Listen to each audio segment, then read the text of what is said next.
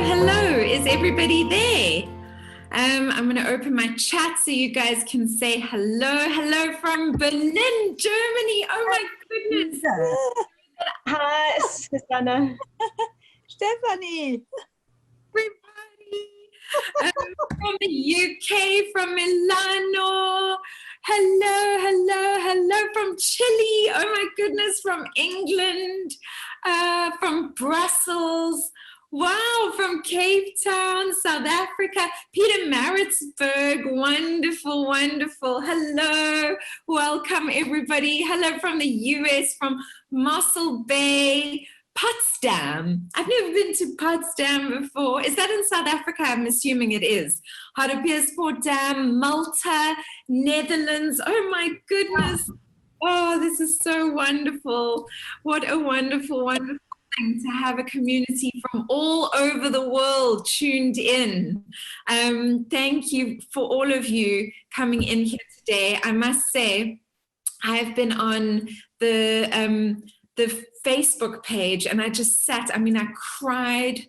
I read some of your beautiful shares and I cried. I didn't have time to sit and respond. And sometimes when I don't have the time to actually sit and respond to you guys, I rather not actually write anything because I don't want you to think that I'm not caring. So then I just read, but I just was so overwhelmed. I've been in there a few times and just felt so overwhelmed by the bravery and the beauty of the sharing and the compassion and the kindness and the support that has gone in there. It has been so beautiful. Have you guys been enjoying the group? Are you enjoying connecting with each other? Let me know how you're feeling in the comments. I just want to take that little ringing thing off so that we don't hear every time somebody joins in. Let me close that. Okay, so I'm loving it. Fantastic. That was Maram said she's loving it. Fantastic. Yes, everything. Nontlandla. Hello, Nontlandla. I'm enjoying everything. Thanks. Yes, it is so wonderful. Sanette says to connect.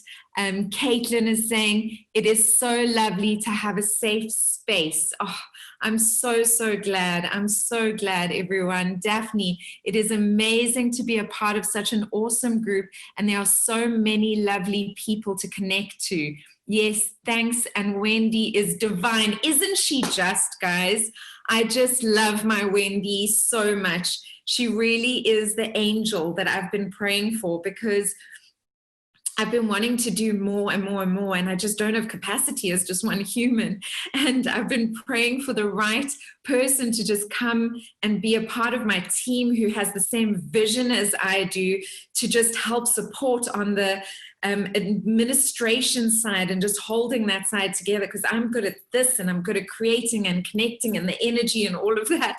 But when it comes to the administration side, I'm like, and Wendy is just an absolute pro and keeps everything in order for me. And Wendy, you better be online. I haven't seen you yet, but I see Anna Maria saying Wendy is amazing. Caitlin says Wendy is amazing. Somebody said, oh, Anna Maria said Wendy is an angel. She is. She's an earth angel. Jeanette, Wendy is fab.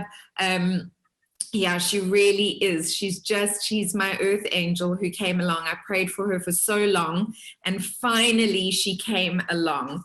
I wanted to find out, Wendy, okay, you've got your camera off.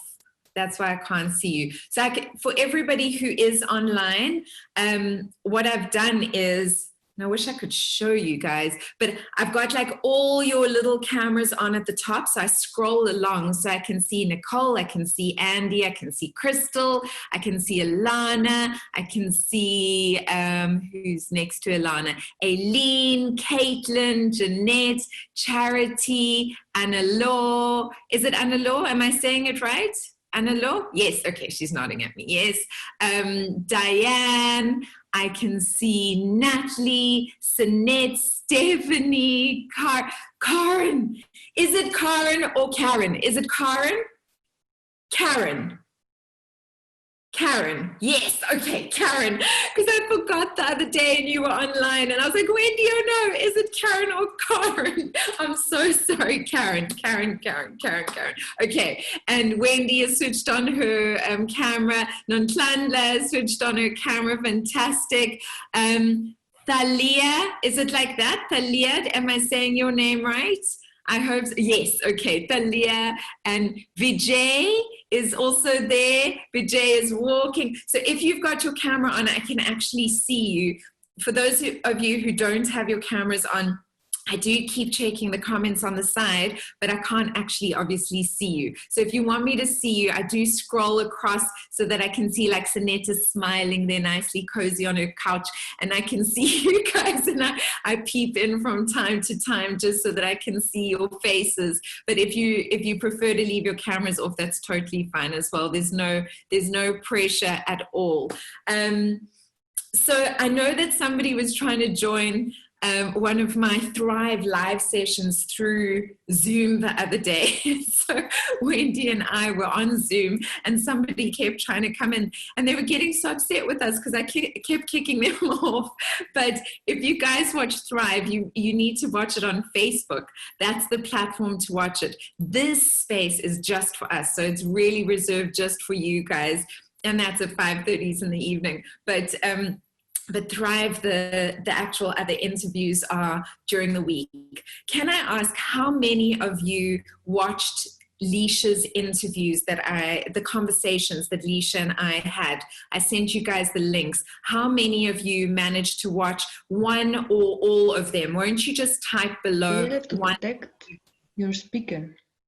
Oh, and please, guys, if you're coming into the room, just make sure you are on, your speaker is on mute, because otherwise you interrupt the camera flow. So if you can just check that as well. Okay, so Ilana said, I did all of them. Amazing. Aileen, unfortunately not. Diane, I did. Dee said yes, one. Sanette says, I did, thank you. I watched the first one. Nonhlanhla, unfortunately, I'm at work during the day, missing everything. That's okay, you can watch at night. It's not a problem. I could not get into the last two. Please, ladies and gentlemen, if you're joining, please make sure your mics are muted so you don't interrupt the flow. Okay, so not yet. Okay, so some of you did, some of you didn't. The ones that did, how wonderful is Leisha? She is one of my spiritual coaches that I work with and I work with all the time. I absolutely love her and find her incredible. Dragana, I don't know why, but that keeps popping up and interrupting the screen. I am trying to mute everyone, guys, so I'm sorry about that. That's not me. She is amazing, Ilana is saying. She really, really, really is. You know, she charges literally thousands for her one-on-one coaching, and she started a coaching program because she realizes that group energy, specifically now in the fifth dimension, is so much more powerful. And I think that's why I'm enjoying this group so much, because don't you guys agree that there is something about the collective when we get a group of people together, like-minded people who feel the same way, who think in the same way, who are open to expanding in the same way, that something magical happens. It's almost like it amplifies the energy and it accelerates the healing possibilities. And I really, really feel like that is what we are creating here for all of you. Community is the new dollar sign, which I'm thinking you're saying the new wealth. Yes, and you are instrumental in how this all works. Thank you, Dee. But we all are, you know, all of you guys are just so amazing. And I do believe that. I think that community is being a part of something is one of the things that makes our lives wealthy. You know, one of the core human needs is to feel like you are part of something, like you belong somewhere. And the greatest wound, it'll come out more and more, and you guys will hear it from different healers all over the place, different spiritual teachers, different psychics, intuitives, they will all be speaking about the great separation being the biggest core wound. The biggest core wound within each and every one of us is that we think that we are separate.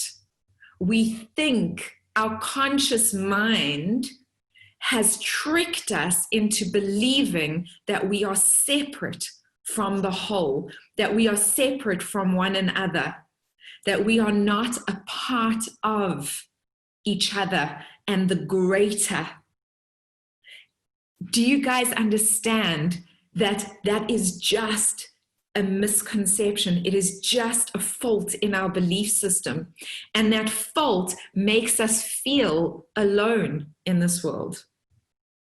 It makes us feel like because we are separate, we are not as good as, that we are different from, that we don't deserve. All of those things all come back to that one little root wound of us feeling like we are not part of the whole, but we are all part of that same beautiful whole.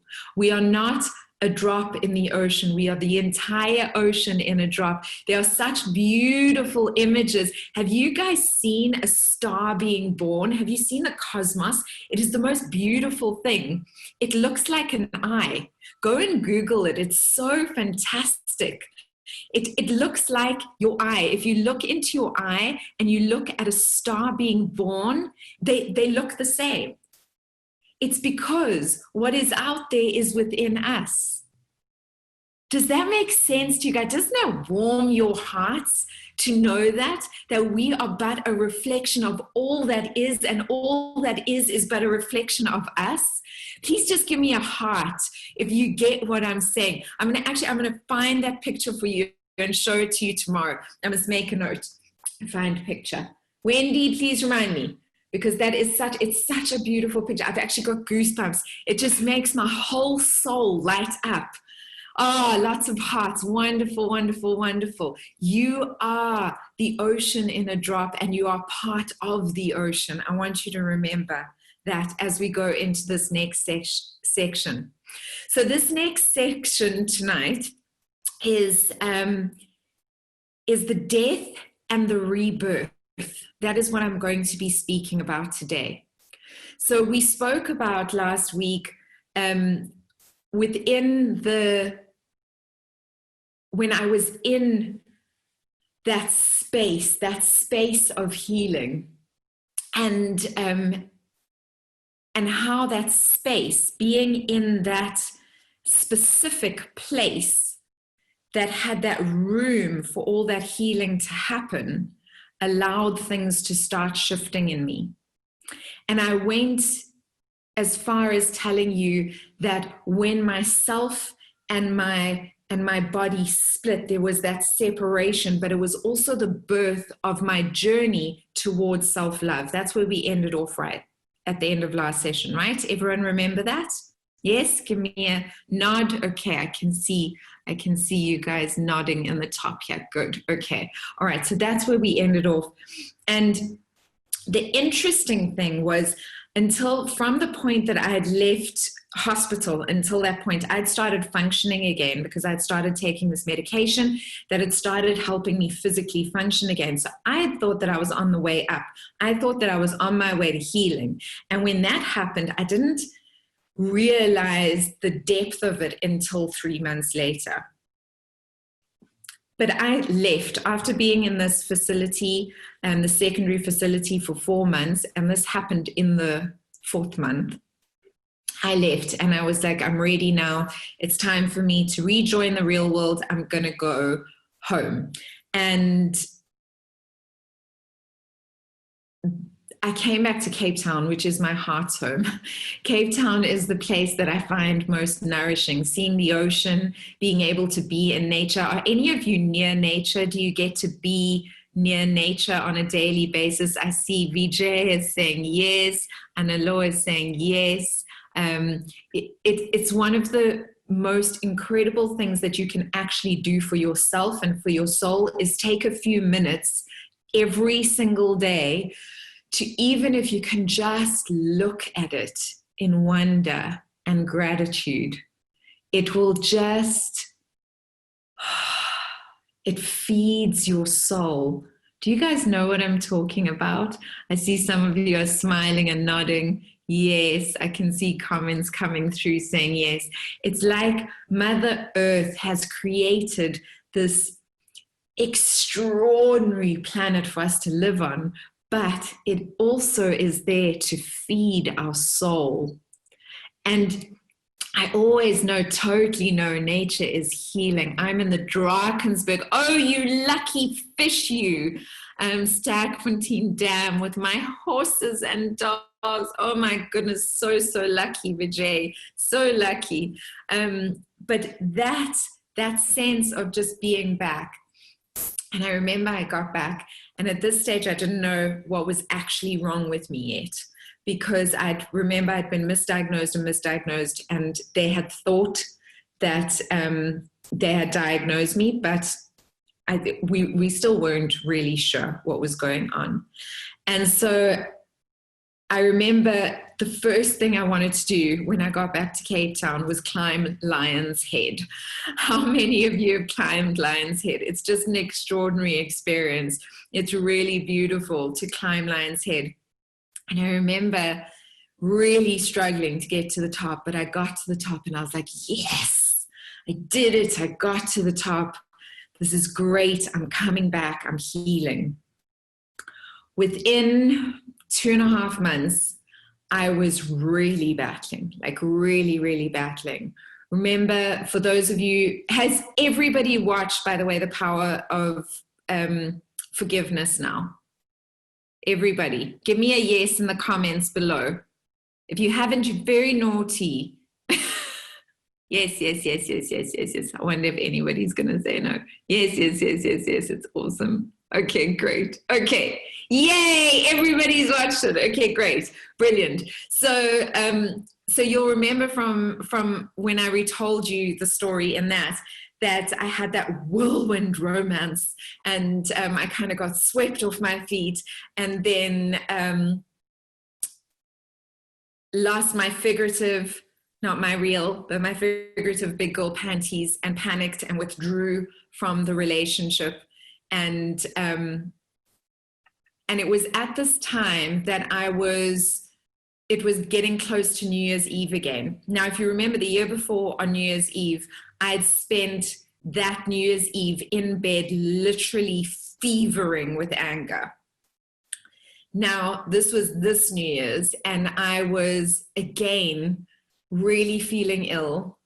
But this time I knew something was different. I didn't know what was going on, because the New Year's before, I didn't know what was going on, but I was angry and I was kind of in this cloud of like heat, you know. This New Year's, I was like, wow, something is really wrong. My body's just not operating in the way that it should be operating. And it felt like a bit of a different pain. It wasn't quite the same pain that I had been experiencing before. So I wasn't sure what to do, and but I just didn't want to spend another New Year's in bed feeling sick.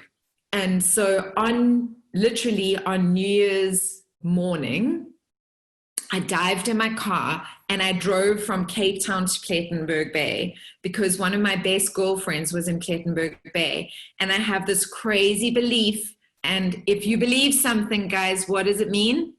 It's going to come true, right? So I've got this crazy belief that how you spend New Year's sets you up for the rest of the year. It's just the way my brain has kind of functioned and worked. And so I was like, no ways am I spending another New Year's in bed feeling sick. I am going to be surrounded by people that I love, whatever happens. And so I dived in my car and I drove all the way to Plet. And I arrived at 8:30 at night, and but I arrived to one of my best friends and my godson, and my soon-to-be godson. He was a baby, and his little brother. And I couldn't drink champagne, and champagne's my favorite thing. I don't know who else loves bubbles, but I love me some bubbles. And I couldn't seem to drink the alcohol. It would go down my throat like knives. But I still like made myself have one glass, and I had this lovely evening with them saying cheers. I couldn't really move very much, but I was there. And then I went to bed. And the next sort of 2 days, I think I got up maybe 2 or 3 times, and I felt terrible because now I'm staying at my best friend with her whole family, and I'm just not company. I'm not good company at all. I'm just not being able to function very much. And then a day later, I left and went to my godmother, and I stayed at her for 2 days. And I just knew my parents were coming for my mom's birthday, and I knew and my sister's birthday, and I knew that I needed to just get to them. Like as soon as I would get to them, then I would be okay. And the day before they arrived, I had that moment, which I think I told you guys about in The Power of Forgiveness, but I'm just going to speak about it again now. I had that moment where I just collapsed on my knees because I knew I was dying. Everything in me knew I was dying. I don't know if anybody has experienced something like that before, but my conscious mind knew that I was dying. And I'll never forget it because my body just didn't want to function properly. My mind knew I was dying, but my heart was like, but there must be another way. But I'd tried everything, so I didn't know what else to do. And so I just literally fell on my knees, and I just prayed, and I just released. I just said, God, Allah, Buddha, Krishna, universe, whoever is out there, please, I know I have stuffed up. I know. I knew what I'd done to myself. And so if it is my time to go, I will accept that. But if you let me stay, I feel like my heart feels like I have so much more I still need to do in this world. I promise I will make it worthwhile. And the truth is, I honestly felt like that. There was nothing in me that felt like if I didn't survive this, I wouldn't be okay. And if I did survive this, I wouldn't be okay. Whatever happened after that moment, I released attachment to because I knew that was what was meant to happen. I knew in that moment that the universe had my back, and it was my soul's journey, whatever happened next. Now, the reason why I'm reiterating this so much here, I don't know how many of you, if any of you, have been in the same position where you are going, I need to surrender because I don't know what's coming next. I don't know how many of you have been in the position where you go, I could die. Like it's very possible that I could die. I don't know, but have you, okay, I see some coming through, as in, yes, I have. Have you been able to, not physically, but mentally? Okay, it's the same. Like whether we are mentally or physically in that space, it's connected, guys. So it's the same. So have you been able to go, okay, no matter what happens, I'm okay with the outcome? Because therein lies the gift. That is where your suffering ends. You know, and I only thought about this afterwards when I started gaining clarity again. You know, they speak about Christ. He didn't moan about what was happening to him. He went through all of these awful things that happened, right, physically to him. But somehow they looked at him and it was not like he was suffering. He was just physically going through this. When you truly surrender, when you really surrender, the suffering is released. And so you are going through the experience on a physical level. And you may feel it physically. You'll feel it emotionally. But the suffering attachment to it will be released. Does that make sense? Do you understand the difference? How do you surrender? It sounds ridiculous, but it's just making the decision. It's just giving it over. And sometimes you need to do it over and over again before it actually happens. And sometimes you need to do it days and days in a row before it actually really releases. But it's just about deciding to hand it over to something bigger than yourself. You know, it sounds so 12 steps, but there's something wise within those 12 steps. There's a reason why they've helped so many people. I was a control freak. Any other control freaks out there? I was a complete control freak. Give us a thumbs up. Yes, okay, so that everybody can see, because I can see you guys putting your fingers up in the images, but in the comments, people can't see. So I was a control freak, and it's not a surprise that I was a control freak because I was abused, right? And so I had no control over what was happening to me in a very vulnerable space. So obviously I would grow up to want to have control over what happened to me. That would be important to me. It makes complete sense, right? So I was a complete control freak. But when I surrendered, I released the control. I just went, it's not in my hands anymore. Now, this was the second time I surrendered, and I didn't really realize that I'd surrendered once before. But the time before that I surrendered was when I was in hospital, and the doctors were saying that I didn't surrender fully there. But there was a level of surrender that happened. The doctors were saying, no, you need to go into a mental institute and all of that. And my mom was making decisions. And I remember there was a moment where my mom said, what do you want me to do? And I said, Mom, I just don't know anymore.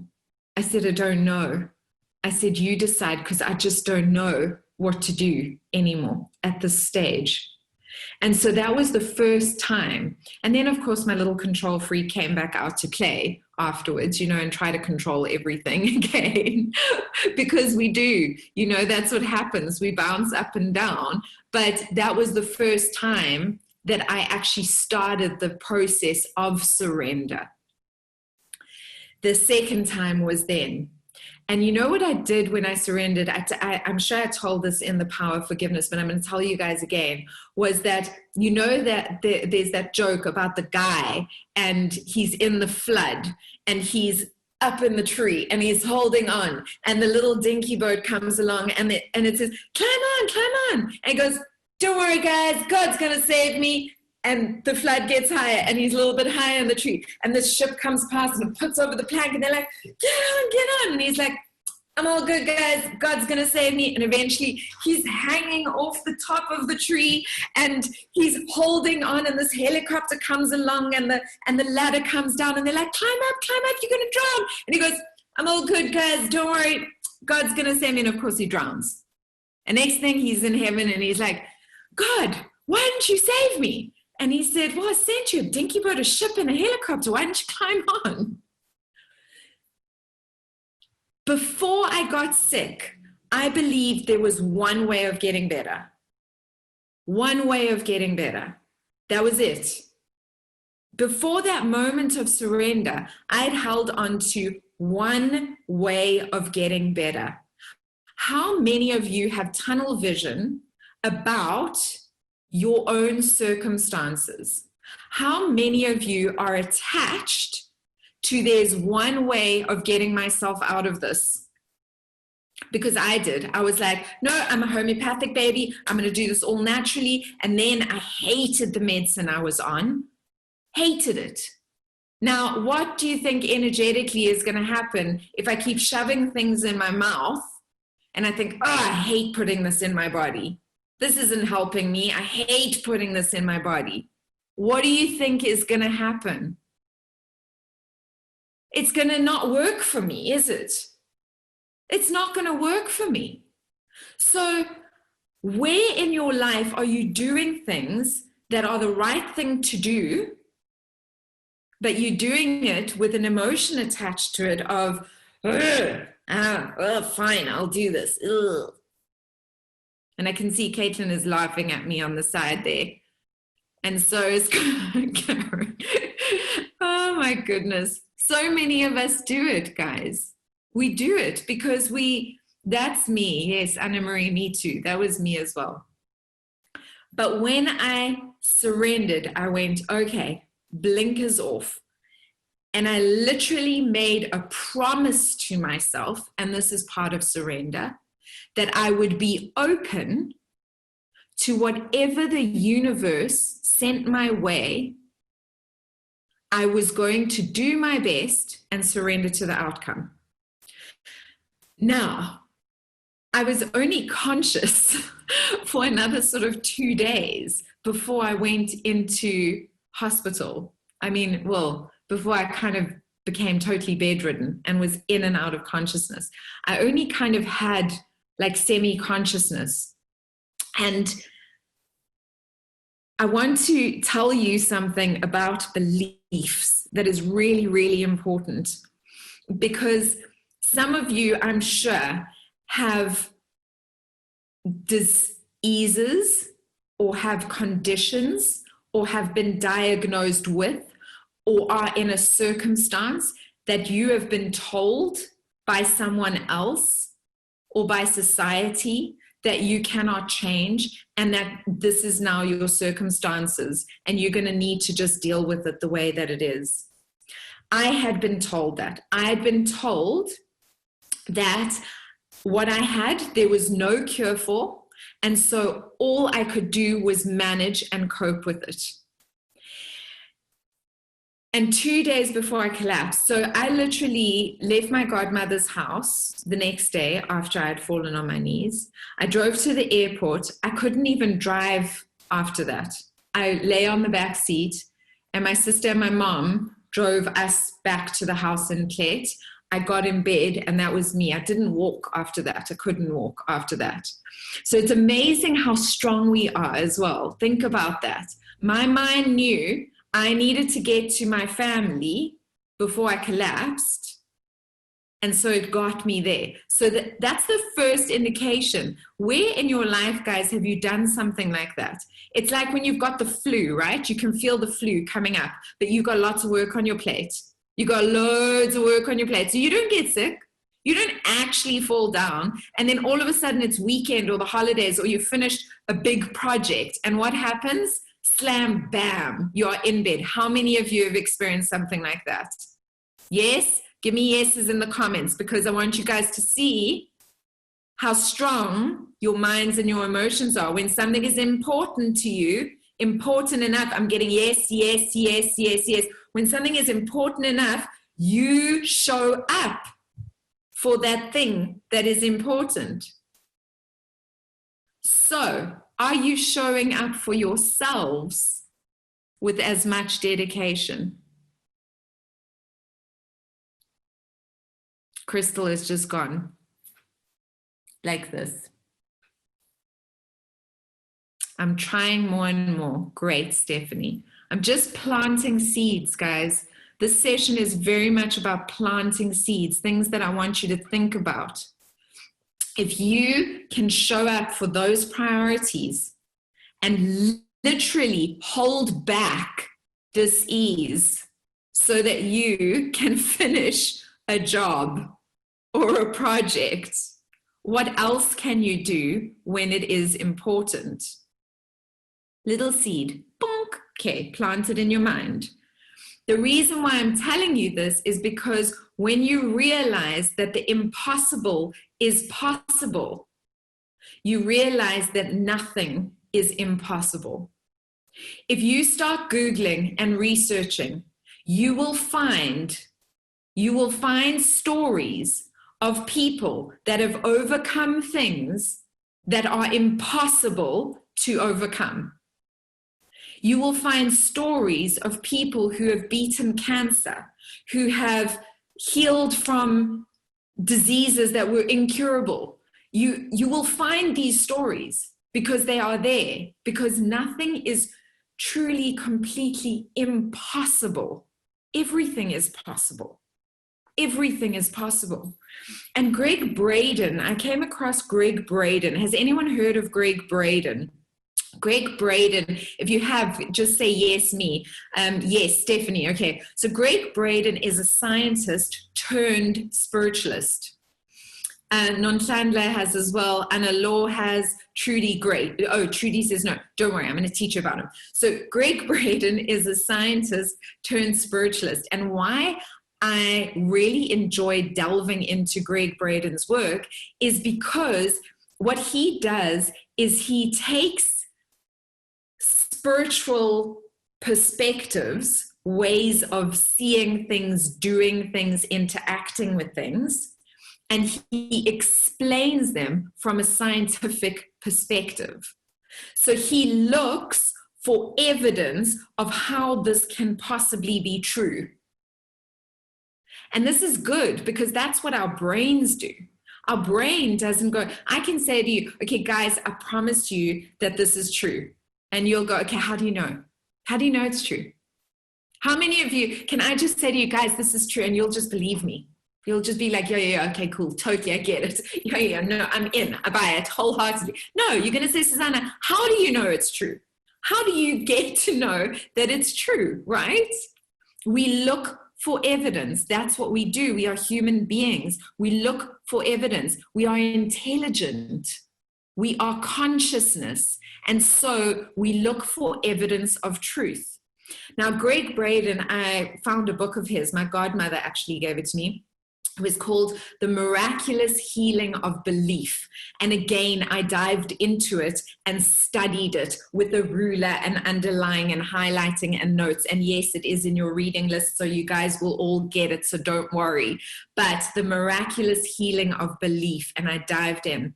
And because I was reading this book, I was now Googling Greg Braden, and I came across this video that was about the medicineless clinic in China. Now, did I speak about this in the power of forgiveness? No? Okay. So I came across this video, the medicineless clinic in China, and Greg Braden had gone to China because he had been like, how is this possible and why is it being hidden? There was a clinic, it was shut down, but there was a clinic in China that was healing people, and it was called the Medicineless Clinic. And how they were healing people was with prayer, energy, vibration. So what they would do is a group of people that literally trained their minds and their hearts and their energies would surround someone who was ill, and they would start repeating, you're healed. It's already healed. It's already healed. It would be a chant. It's healed. You're healed. And they would literally send energy to this person as if the person was already healed. There was no illness. They were already healed. Healed, healed, healed, healed. This energy, this energy, this energy. And what they've realized, and I don't know if they do this enough, but a belief is just one aspect of it. The thing that ignites that belief into manifestation is your emotions. And I've said this before, I don't know if I've said it with you guys, but I say it over and over again. It's not enough to think something. If your emotion is not in alignment with that thought, it will not activate the actual process of shifting the energy within you. Does that make sense to you guys? Give me a thumbs up. So sometimes, you know, people, okay, good. Yes, yes, yes, absolutely yes. Okay, great. Because sometimes, you know, people will say affirmations. Say affirmations, say affirmations, say affirmations. You can say affirmations until you're blue in the face. If you're not feeling the energy of that affirmation, nothing's going to change. Or it's going to take you a lifetime to start feeling the shifts of it. You need to feel the energy, that emotion of that change. And I'm telling you this because that was one of the key things I used to heal myself. I pictured myself healed. I didn't picture myself sick and healing. I didn't picture myself getting better. I pictured myself healed, healthy, running, dancing, laughing.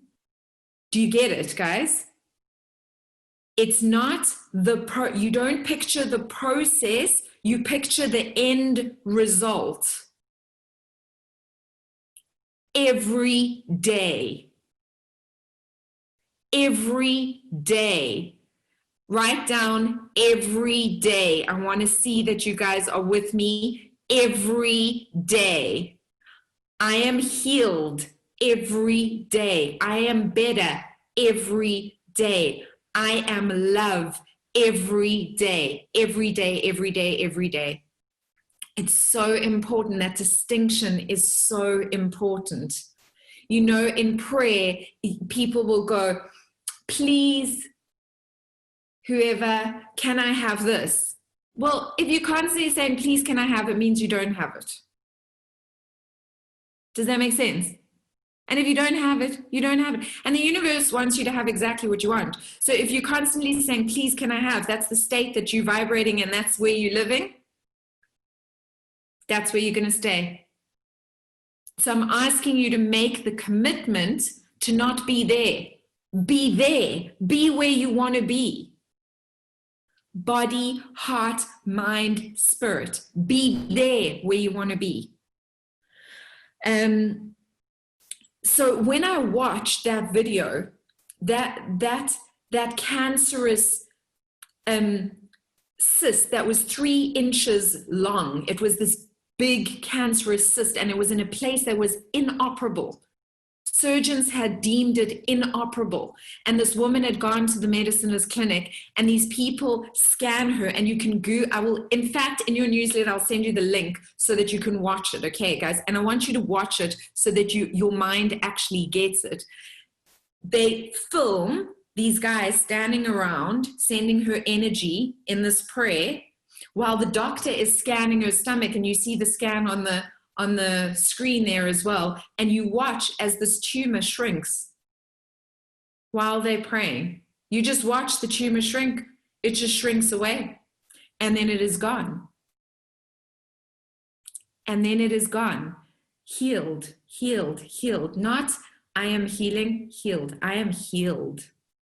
I am already healed. I am healthy. I am well. I am strong. Those are the thoughts. Those are the vibrations that you need to put into your system. I have vitality. I am happy. Something else, I remember watching something else.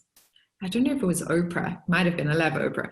And remember, she had her daily show. But I remember there was somebody who was depressed saying, I remember that I was happy once. And I realized that if I was happy once, then I could be happy again. Boom. If you were happy once, why can't you be happy again? What is stopping you from being happy again? There might be a few things that you need to shift your perspective on, look at them in a different way, change things in your life, make different choices. But does that mean you can't be happy again? No. Right? Diane is grinning at me over her hand like this. You can. Nicole's also grinning at me. If you've been happy, you can be happy again. Can I have some light bulbs? If any, Anna-Law is giving me the hands. I love these hands, by the way, Anna-Law. I love them, love them, love them. Let's actually all do that. Let's have a little moment of just shaking our hands like this. There we go. Oh, I love it, I love it, I love it, I love it. Okay, so if you can, if you've been there before, you can do it again. The other important thing is if somebody else has done it, you can do it too. Because you are connected to everyone and everything. You are a part of everyone and everything. And if somebody else has done it, it means that you can do it too. So do you know when this served me really well? Was when I decided, I'm going off track, but it was when I decided to walk on fire for the first time. Well, actually, I didn't actually decide to walk on fire for the first time. Robin Banks said to me, Susanna, you were walking on fire tonight. And I was like, crying out loud, Robin. And then I was like, okay, cool, let's dive in. We're going to do this. And I wasn't scared. And I was like, what is wrong with you, Susanna? You're supposed to be scared. That fire is hot. You're supposed to be freaking out. And I was like, but if other people have done it, I've already learned this lesson. It means I can do it as well. So once you've learned that once, your mind, because we've got these lovely little monkey minds that like to play, might go, what are you thinking, you crazy human? But then you can go, I'm thinking, I know what I'm talking about, monkey. And you can bring yourself back in center. Because once you've realized it once, you can realize it again and again and again. You just remind yourself. And in fact, you know what I did? Before I walked on that fire, I sat and I wrote all my fears on a piece of paper. I sat and I wrote a letter to all my fears. I said, thank you. Thank you so much, fear of this. Thank you so much, fear of that. Thank you, thank you, thank you, thank you, thank you, fears. And now I'm going to give you to the fire. And before I walked on the fire, I went and knelt in front of the fire and I put it down. And I thought it was going to like, you know, like when you burn a piece of paper on a candle and it kind of like smokes on the one end and like burns a little bit like, it didn't do that, guys. It didn't do that. It literally just went up in smoke, gone, the whole thing in one go. And then my mind went, are you sure you can walk on these coals? And I was like, yes, I can. Because if other people have done it, I can do it too. And I have done what people told me I could not do. And so I can do this. Do you believe you can do whatever you set your heart, mind, and soul to? Give me a yes, a heart. I actually want a heart. I want hearts. Yes, absolutely. Hearts. Can I have some hearts? Yes, absolutely. Definitely. Yes. Oh, yes. Oh, I like that, Nicole. Oh, yes. Hearts. Lots and lots of hearts. Amazing. Okay. So that was the other very important thing for me. Look for evidence. Guys, look for evidence outside of your own circumstances. Whatever it is that you are battling with, whatever it is you are challenged by, look for evidence where in other people's lives, they have achieved what you're wanting to achieve. And then go beyond that. Because the Wright brothers, if we wouldn't be flying planes if the Wright brothers hadn't been crazy enough to go, you know what, I'm just going to bend a piece of metal and go flying through the sky. That's what I'm going to do. I'm going to learn how to fly. I'm going to bend a piece of metal and go flying through the sky. If they weren't crazy enough to do that, we wouldn't be flying in airplanes. What about electricity? I'm just going to walk to a wall and like push a button and boom, the whole room's going to light up. I mean, who's crazy enough to think of these things? These were all crazy thoughts. The shortest and surest route to mediocrity is being realistic. Don't you love that? The shortest and surest route to mediocrity is being realistic. Okay, I want you to remember that, because we are living specifically now in a time where we need to embrace that. So now I have to add one more thing here, because this is all wonderful, feel good stuff. And I can see you guys energetically are feeling great. But I want to remind you of something, that I did agree that if it was not my life's path, that I would go. Sometimes it's our path to go. And that's a hard pill to swallow for some people, right? It's a hard thing to go, okay, I accept that this is now my time to go. But what makes that harder? What makes that harder is not having lived fully, not having loved fully, not having done your best without attachment to the outcome. Who of you are not living fully because you've been trapped by excuses surrounding your disease, your financial situation, your emotional crisis? I see a lot of me's coming up. I see you, Debbie. I see you. I see you, Diane. I see you, Kristen. I see you, Anna-Law. I see you, Karen. Enough, guys. You need to make that decision.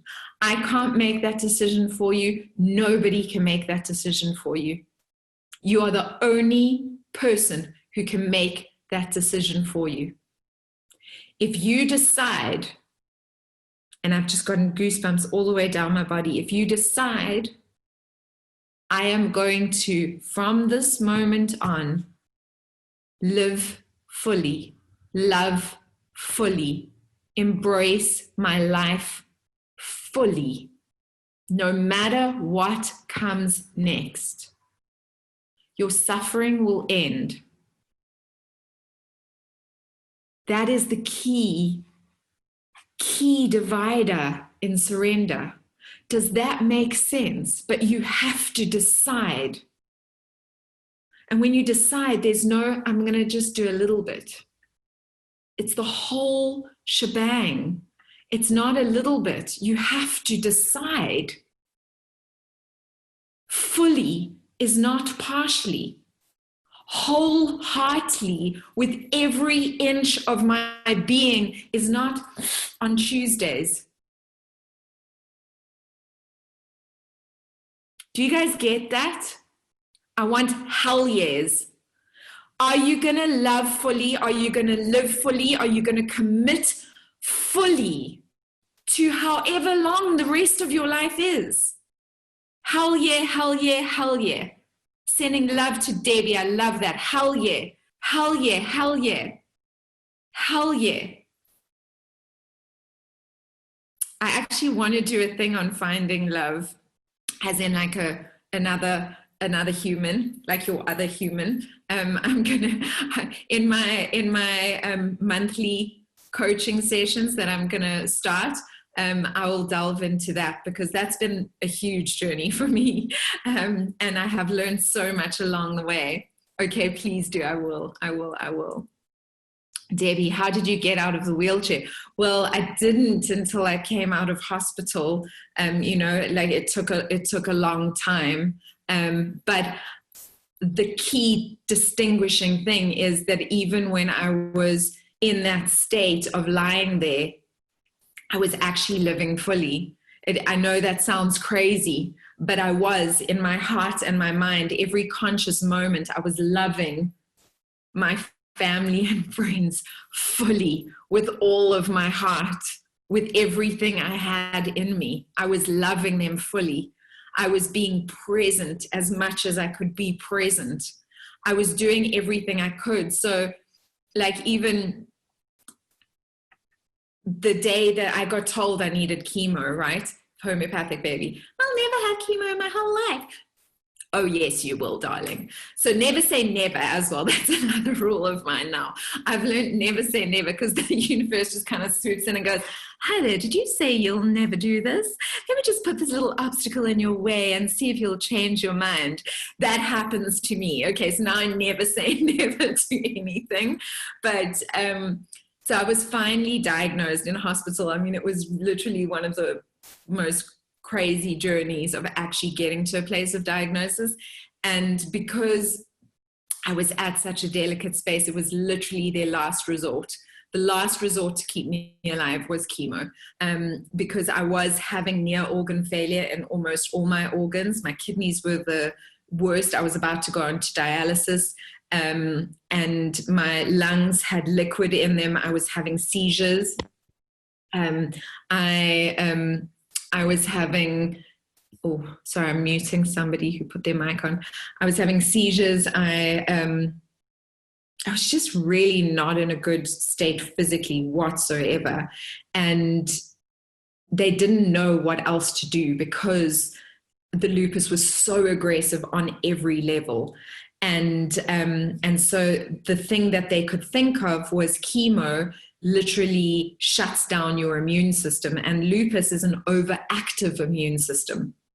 And so it's attacking everything. So they thought if they put me on chemo, it'll shut down my immune system, which will give them a little bit more time to figure out how to help me. That was basically what the chemo was for.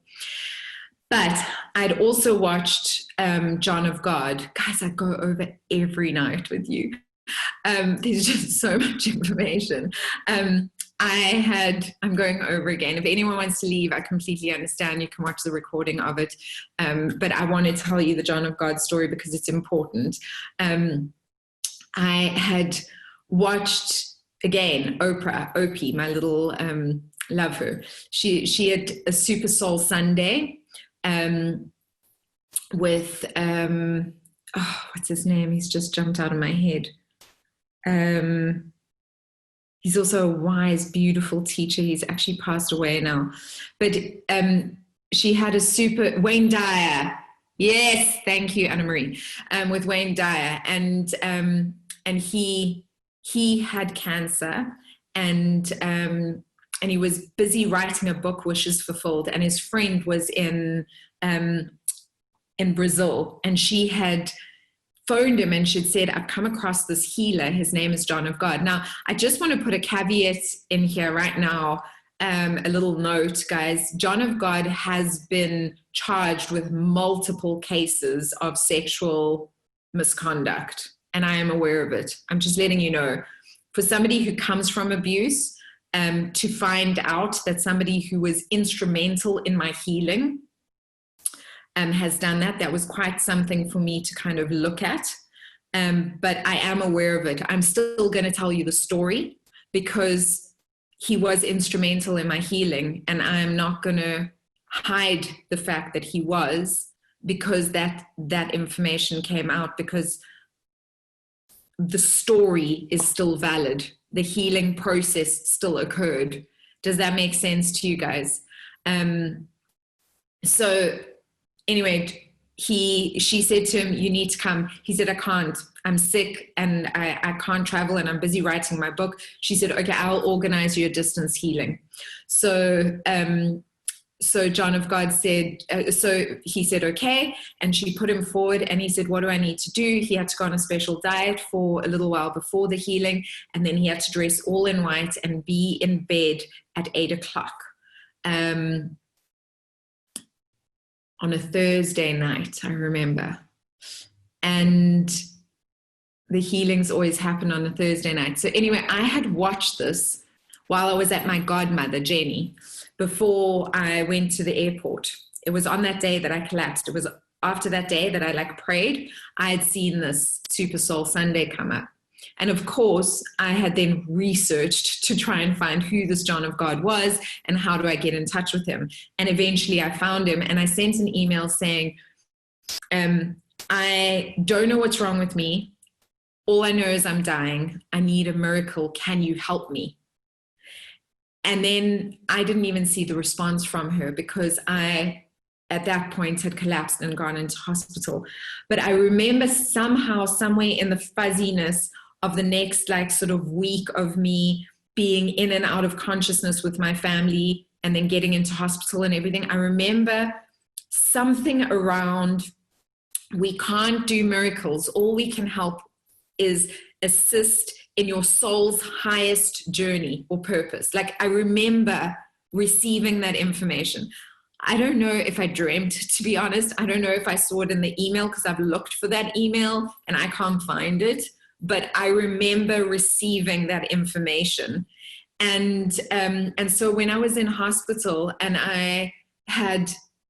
they came to me and they said, Susanna, they took me off some of the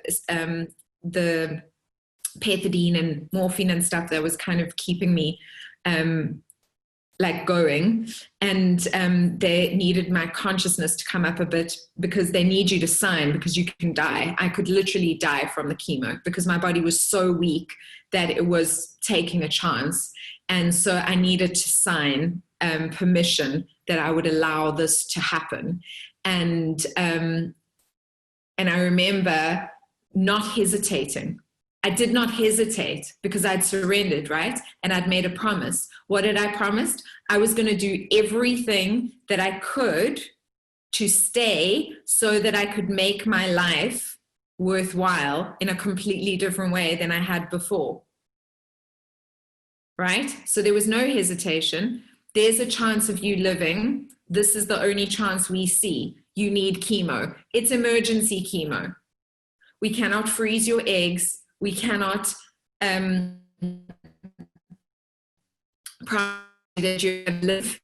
It might kill you. We can't promise you anything, but it's the only chance we, as your medical doctors, see of you surviving. Will you sign on the dotted line? Yes, I will. No hesitation. Yes, I will. I signed on the dotted line, and they made me wait 2 days. I had to think about it for 2 days because it could kill me. And but I turned straight to my mom and Sandy, who is one of my sisters from another mister. Remember, we did our sisters from another mister. Sandy, she was there in hospital with me. And I said, you have to get my laptop. You have to get into my laptop. You need to email John of God. He has to do a healing on me before I start chemo, because if I don't do that healing, I'm going to die. I knew. I don't know. I was just following what I knew, what was coming through message-wise. So they did. They got hold of John of God, and it was Thursday. So it was too late for me to do the Thursday night healing. I needed to start chemo on Saturday. And they were amazing. They organized an emergency healing for me on Friday night. And I wanted to go pray somewhere. I wanted to just go and pray somewhere that wasn't inside the ward. And you know what they had in the hospital? And I could barely walk. I had to walk assisted, but they had a cupboard. Their chapel was literally a cupboard, and it had like no candles or anything. So I was like, what the frick am I supposed to do in this cupboard? Anyway, and I went back to my ward and I was like, Mom, I can't find a candle. I can't light a candle. I don't know what to do. And my wise mom, she looked at me and she said, light one in your mind. And I said, yes, that's what I'm going to do. I'm going to light one in my mind. And she had brought me white clothing. And I got into my white clothes, and of course my puny little veins that were just finished by that stage exploded. And so within a few minutes, I was not in white clothing anymore. I was in a lovely, lush red of blood clothing. And I looked at my mom and I said, do you think it counts? Because I'm not wearing white anymore. I'm now wearing red. And my mom laughed with me, because I did laugh at this. And she said, yes. And she cried. She said, it still counts. And I said, okay, good. And my mom sat next to me, and I lay down and I went into a meditation, and I closed my eyes and I pictured this light, me lighting this beautiful candle. And I just prayed and I just said, God, Allah, Buddha, Krishna, all that is, thank you for this healing that is about to happen. Thank you for facilitating it. Thank you for the experience. I know that whatever is about to happen is going to assist me on my journey to my highest path.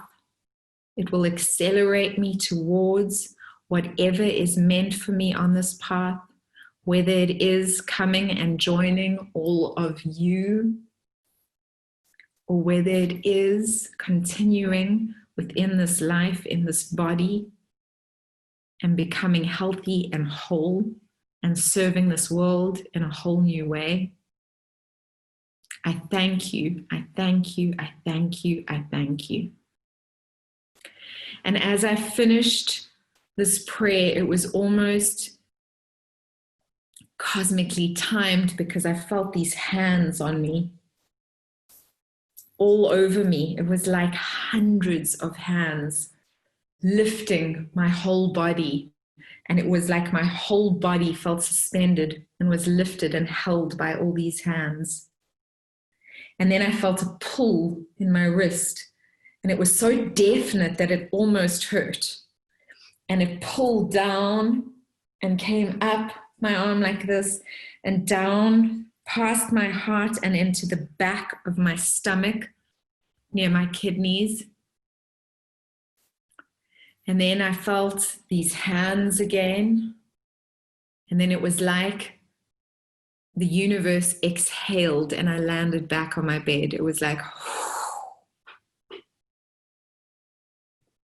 and I just remember feeling like everything's going to be okay. Everything's going to be okay. It was just this like,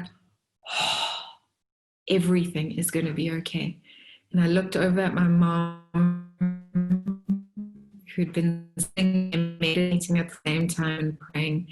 And I smiled at her and I said, Mom, I actually called her Mama. I said, Mama, everything's going to be okay. And my mom just started crying. And I remember it was the first time I was conscious, like I opened my eyes. I even grabbed my phone when my mom left and I wrote on social media. I hadn't been on anything, and I wrote, everything's going to be okay. And then I went to sleep, and the next morning I woke up and they came in and they took my blood and they gave me a blood thinner because my blood was clotting. And they left, and that was like 4:00 in the morning. Hospitals have no concept of how to actually heal people properly.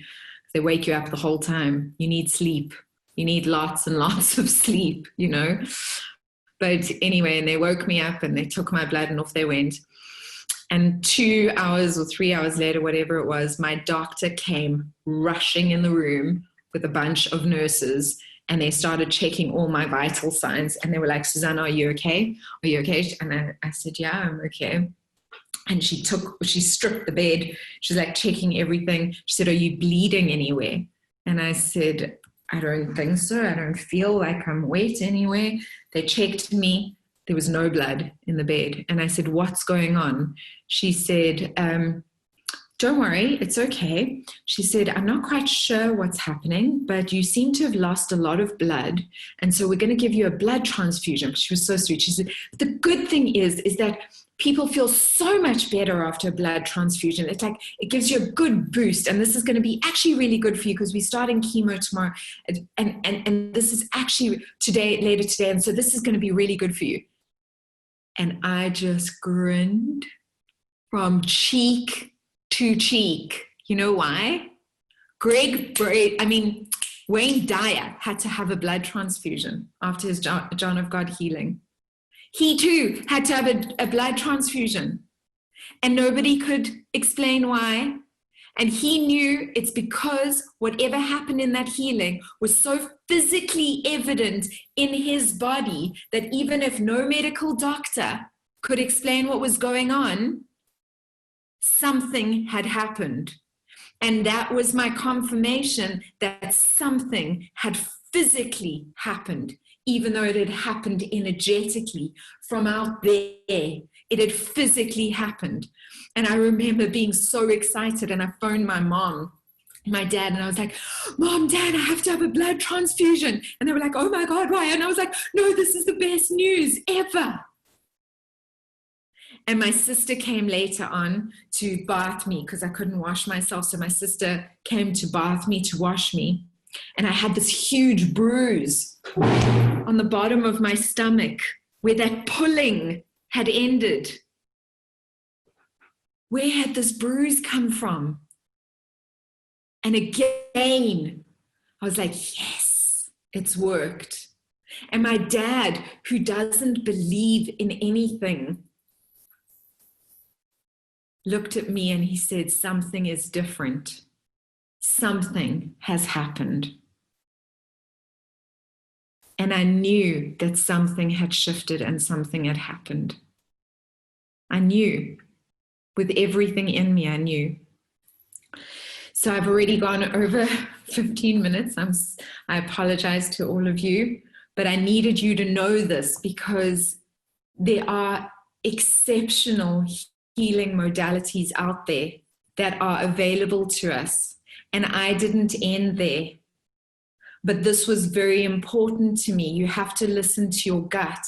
When a doctor or anyone says to you, you need to do this, you need to also tune in and do whatever you need to do. Does that make sense? Like, don't just listen to what people tell you you need to do. Tune in and listen to what you need to do for you. I could have ignored that. I could have not listened to the universe that literally put that information in my way. I could have ignored that and gone, oh, that's interesting. What a lovely story. And I could have carried on. But I had made a commitment to myself. I was going to do everything I could. And so I researched and found John of God. Even in my sick state, I did that. Do you think that is evidence of me doing everything I can to live my best life, even in the craziest of conditions and circumstances? Yes? Anyone? Nicole, okay, yes, absolutely good. Yes, yes, yes, yes, yes. Yes, amazing. I know exactly what you're talking about. Yay, Nicole, I want to hear your story. Daphne, no apologies. It has been an amazing evening. Oh, thanks, Daphne. How amazing. We appreciate you taking the time. I wish I had more time, but I suppose we'll get that. I hope some of you will want to join the monthly club and then we can delve into things like a bit deeper in that. Thank you. My daughter with, I don't know what that word is, had healing with Swami in KZN. We spent a week there. The mental and emotional change in her were very visible. Amazing. That's Bern. Sending hugs, Dee. Thank you. Absolutely a pleasure for He is a Guru. Amazing. There are so many other healing things that I did, guys. I just wanted to share that one because there are specific things that I learned by doing that. Surrender is not going, okay, I give up. You have to make the decision that from this moment, you are going to live your best life no matter what. You are going to love fully. You're going to show up fully. You're going to do your best. And you got to actually do it. It can't just be something that you say. You have to actually demonstrate that you are that human being that you are deciding to be. Are you that human being? And I'm very specifically looking at you here, Debbie. Are you that human being? I believe you are. I believe each and every one of you can be. Everyone can be, but it's making that decision. So I'm sending you a workbook, and I realized I forgot to give you the triangle, so I'll send that to you as well tonight, guys. My rebirth, I was going to talk about that tonight, but I'll talk about it tomorrow. And and then we're still going to do a Q&A. I'm trying to give you as much as I possibly can within all of this. So I'm sorry we haven't done Q&As yet, but I promise to do a full hour of just Q&A with you guys. I promise. That is my promise to you guys. I will do that. In fact, I think I'm going to do it next week on Wednesday night. If you guys can pencil that into your diaries already now, next week on Wednesday night at 5:30. If you can put that in your diaries now, then that would be great so that I can answer any of your questions that come up. I think by then you will have been able to also read through your workbooks a lot more and started, going through your own things, and you'll have real questions that we can delve into. So let's diarize that all now next week on Wednesday night at 5:30. And I'm going to be with you guys tomorrow again at 5:30. I'm really excited about it. How are you guys feeling? Are you feeling okay? I know there's been a lot. We're delving into some deep stuff. It can be quite heavy. And then on top of that, we are going through a major shift. It's the winter solstice in this hemisphere, and it's the summer solstice on the other hemisphere. It's Mercury retrograde. There's so many things happening from a planetary perspective. There are wounds, I've been crying. I've been like letting it all out. My poor boyfriend is like, what do I do? It's going to be okay, my love. I'm like, no, I know. I'm just letting it out. He's like, okay, doesn't know what to do with that, but at least he's hugging me through it. And then sometimes I just need the space to go and cry alone too, like sometimes we want someone to hug us, but also sometimes we just need that space to just go on our own and just feel it and just let it out. So wherever you are, just honor exactly where you are. You have every right to move through this experience in whatever way you need to do it. No judgment, only love and support. Yes. Okay, can we end with a hell yeah? A big hell yeah for the evening. I'm great. Yes, feeling good, a bit drained. Yes, I understand that. Okay, lots of hell yes. Great. Great.